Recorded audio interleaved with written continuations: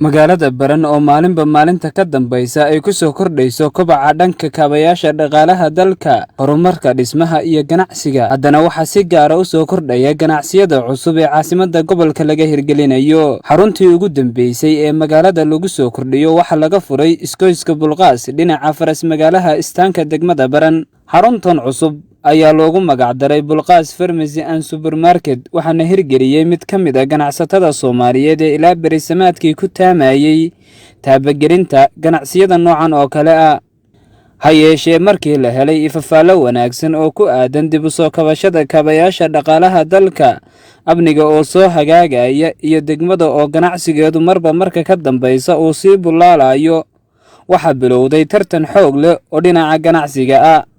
Meheradan cusub waxaa laga helayaa dhammaan noocyada kala duwan ee alaabta adeegyada supermarketka. Dhanka kale waxaa garab socda qaybta farmasiga oo lagu diyaariyay daawooyin tayo u leh badqabka caafimaadka aadamaha. Waxaa madasha si rasmi ah xariga uga jaray xubnaha maamulka meheradan cusub iyo mas'uuliyiin ka tirsan maamulka degmada. Bulqaas oo ah shaqsiga taabageliyay Bulqaas Pharmacy and Supermarket ayaa si dareen leh dadka ka soo qaybgalaya daahfurka xafladda erayadan la wadaagay. dadweynaha ku nool magaalada Baran iyo nawaaxigeeda waxaan ugu bishaareynaa inaan furnay santarkii Bulqaas Pharmacy and Supermarket kaasoo awal kaliya ahaa Bulqaas Pharmacy oo hadda ku kordhinay supermarket kaasoo yeeshay xarun cusub oo ku taal bartamaha magaalada. waxaan dadweynaha ugu bishaareynaa inaan adeeg hufan iyo qiimo jaban waxyaalihii meelaha ka doonan jireen in ay ka heli doonaan magaaladooda. munaasabad qaaliya weeyaan, waa munaasabada daahfurka Bulqaas Pharmacy and Supermarket. waxa weeyaan runtii ganacsadaha Maxamed Cumar Bulqaas khayr Allah siiyo, mashaariic badan horena uu ka fuliyay sida la sheegay degmada. kana waxa weeyaan waxa la rabaa inay ku daydaan dadka kale ee maalqabeennada ah oo ay wadankooda maal gashaan baa la rabaa. runtii magaalada waa bilay marka halkaa ka soo arkayay baan idin beesha Faysal waxay ahayd aad u soo muuqataa, marka waxa loo baahan yahay kale inay ku daydaan. aad iyo aad u soo dhaweynaynaa waxaan maleynaynaa ganacsiga cusub oo magaalada cusub oo horumarka iyo isbeddelka dhaqaalaha fiican geliyay. waxaan leenahay mabruuq halka mabruuq waxaan u soo dhaweynaynaa farmashigan iyo supermarketkan isku jira oo Bulqaas Pharmacy.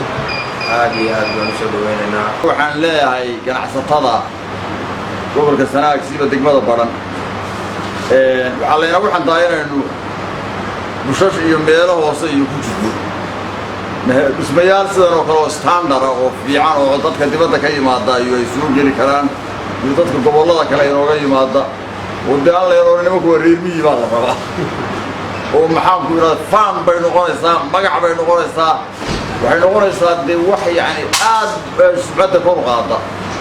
ma aha inay keliya ay tahay Maxamed Cumar Bulqaas oo maxaa supermarket iyo meel furay gobolkay faan u tahay, degmaday faan u tahay, inagoo dhan bay faan noo tahay.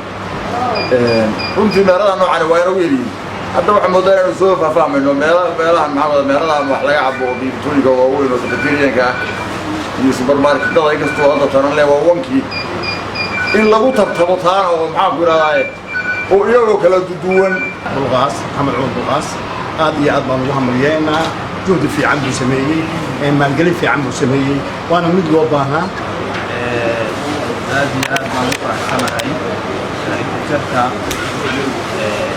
supermarket weyn ee Bulqaas Pharmacy and Supermarket oo laga hirgeliyay degmada Baran. runtii waxay ahayd arrin aad iyo aad loogu baahnaa dadka mujtamaca iyo populationka deegaanka u baahnaa.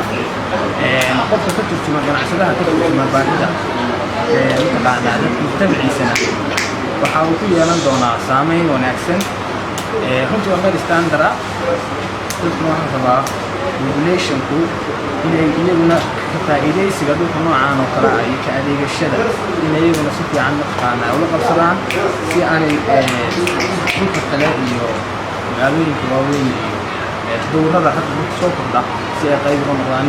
maanta ay taariikh tahay 15 bishii labaad 2022 waxaanu xariga ka jarray degmada Baran ama magaalada Baran Bulqaas Pharmacy and Supermarket runtii Bulqaas aad baan ugu hambalyeynaa adeegan uu soo kordhiyay qofka runtii lagama eego barofalka ama rimaca soo helayo shaqada uu ka helayo laakiin waxa la qiimeeyaa waxa uu soo kordhiyay bulshada meesha ku dhaqan waxaan aragnaa inuu aad iyo aad u soo kordhiyay adeeg loo baahnaa ama meelo dhaadheer loo aadi jiray waa ugu hambalyeynaa arrinkaas magaalada ku soo kordhiyay ganacsatada kana waxaan ku dhiirigelinaynaa inay saas oo kale runtii kor u sii qaadaan ganacsiga Yaxya Axmed Maxamed Sahal Cable TV Baran